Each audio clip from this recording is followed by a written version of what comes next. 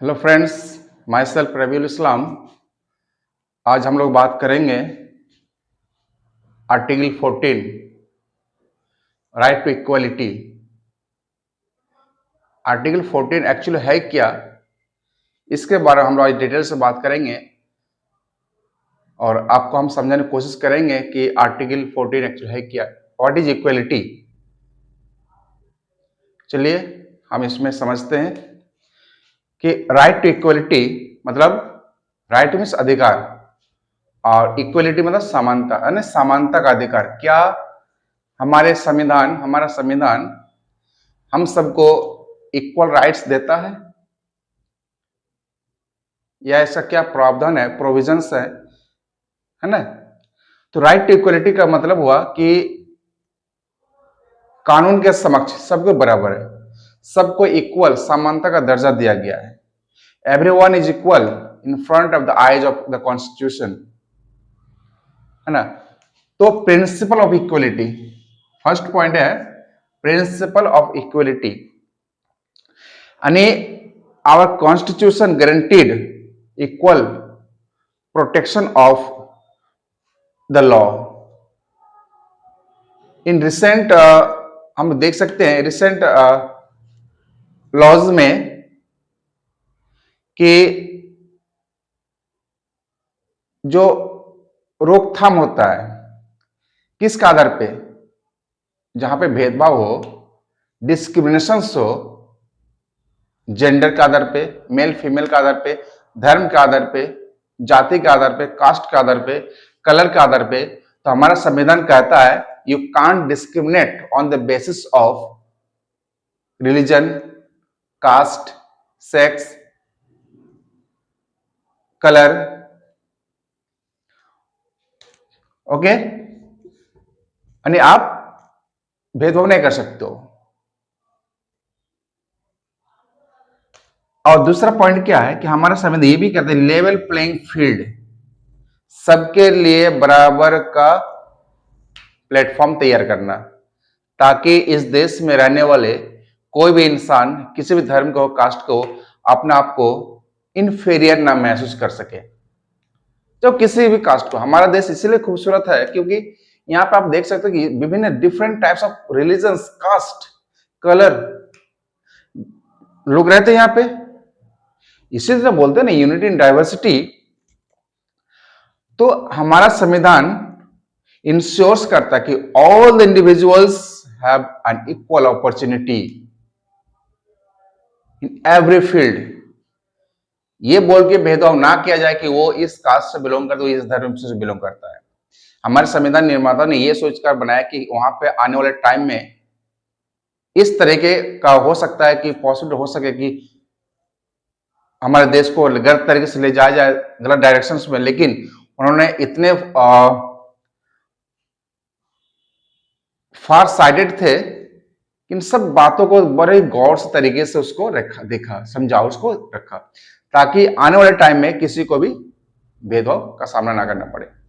जैसे स्कॉलरशिप आप ले सकते example, level playing field. Schools में, कॉलेज में क्या किसी बच्चे को धर्म के नाम पे या जाति के नाम पे स्कॉलरशिप प्रोवाइड किया? तो नहीं।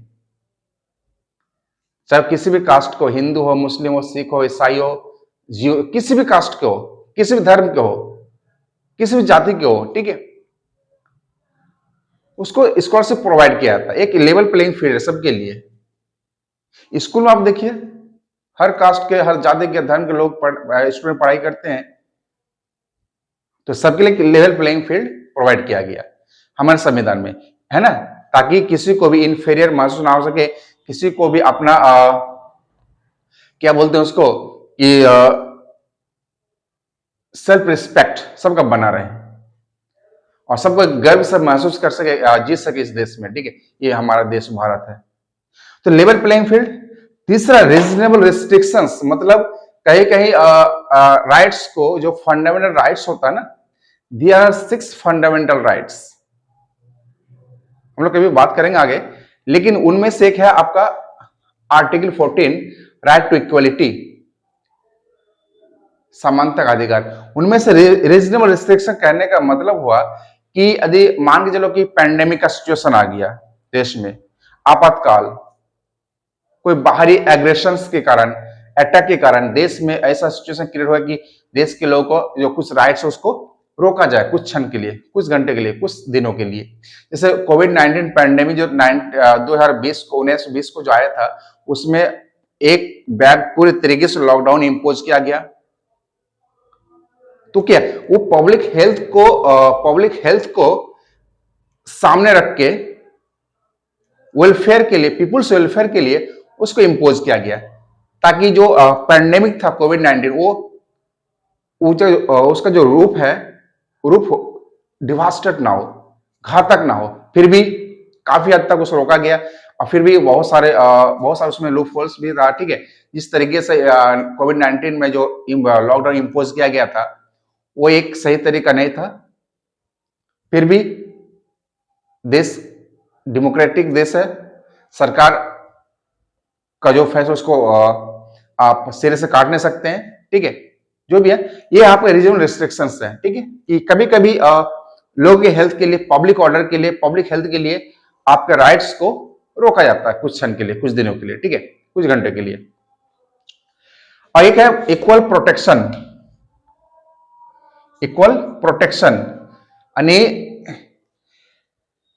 कि जो भी इंडिविजुअल्स है, सबको इक्वल, जो भी लॉ है ना उसको सही तरीके से सबके लिए बराबर है।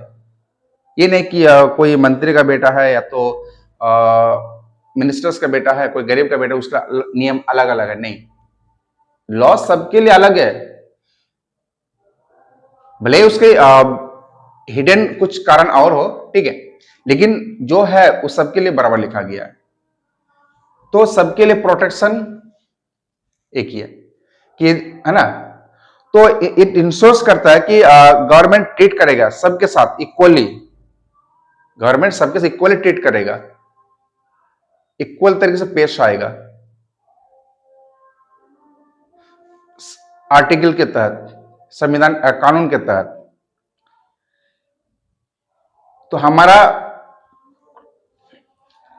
अब ये आगे देखते हैं नॉन डिस्क्रिमिनेशन। ये जो है ना, ये क्या है? नॉन डिस्क्रिमिनेशन यानी बिना भेदभाव के, यानी संविधान जो है ना भेदभाव नहीं कर सकता आपसे। संविधान अलाउड नहीं करता कि आप पब्लिक के साथ क्या बोलते हैं कि लोगों के साथ भेदभाव करो, लोगों के साथ भेदभाव करो। किस पे?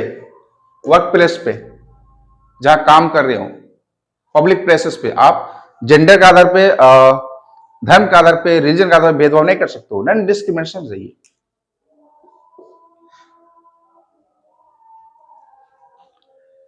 चाहे कोई एलजीबीटीक्यू कम्युनिटी है, कोई एम्प्लॉई है, male female, you can't discriminate. Our constitution doesn't allows it.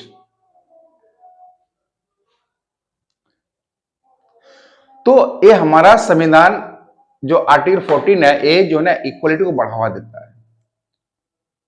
I think आप लोगों को समझ में आया होगा जरा सी बात जो भी मैंने आपको बताया। ठीक है, कि आर्टिकल 14 क्या है।